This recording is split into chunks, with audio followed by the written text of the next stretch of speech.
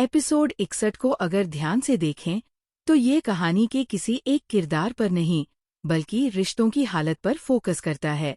यहाँ सवाल ये नहीं है कि गलती किसकी है, बल्कि यह है कि हर कोई सच जानते या महसूस करते हुए भी उससे बच क्यों रहा है।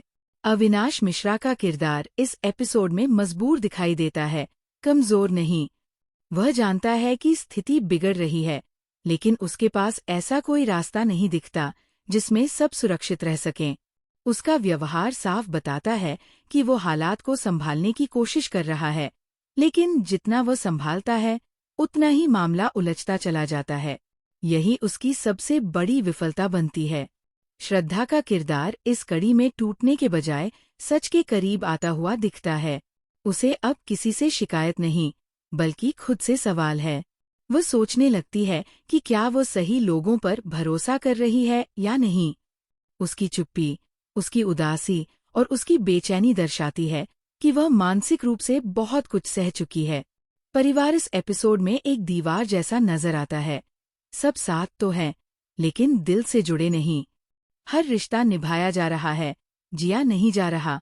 कोई परंपरा के नाम पर चुप है, तो कोई बदनामी के डर से। इस डर की वजह से एक घर कम और एक बोझ ज्यादा लगने लगता है। इस एपिसोड की ताकत इसके माहौल में है। बैकग्राउंड स्कोर धीमा और भारी है, जो दर्शक को ये एहसास कराता है कि कुछ बड़ा गलत चल रहा है।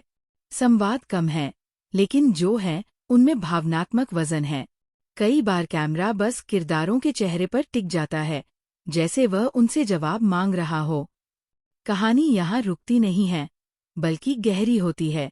एपिसोड 61 ये साफ कर देता है कि अब रिश्ते सिर्फ प्यार से नहीं चल सकते, उन्हें सच की जरूरत है। अगर सच नहीं बोला गया तो ये रिश्ते धीरे धीरे अंदर से खोखले हो जाएंगे। अंत में ये एपिसोड दर्शाता है कि प्यार से बंधे रिश्ते सबसे ज्यादा तब टूटते हैं जब लोग एक दूसरे से नहीं बल्कि खुद से झूठ बोलने लगते हैं। यही चुपचाप फैलता हुआ झूठ आने वाले एपिसोड्स में बड़े फैसलों और टकराव की वजह बनने वाला है।